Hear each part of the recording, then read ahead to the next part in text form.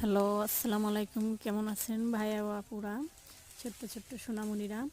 তোমরা সবাই আমাদের জন্য দোয়া করো, তোমরাও ভালো থেকো। তোমাদের জন্য আমিও দোয়া করি, ভালো থেকো সবাই। তা আমি যে ভিডিওগুলো করি তোমাদের দেখতে কেমন লাগে সেটা একটু কমেন্টে জানিও। আর বেশি বেশি করে লাইক করবা, সাবস্ক্রাইব করবা। আমি দেখো একটু জায়গা আমার, কিন্তু ওই গাছগুলায় দেখো কত মরিচ ধরেছে। এই মরিচগুলা এর আগেও ছিঁড়ে খাওয়া হয়েছে, আবার এখন বটবটি ছিললাম, মরিচগুলো ছিঁড়তেছি। আর অনেক তো চাল কুমড়ো ধরেছিল, অনেক খাওয়া হলো, বিক্রি করা হলো।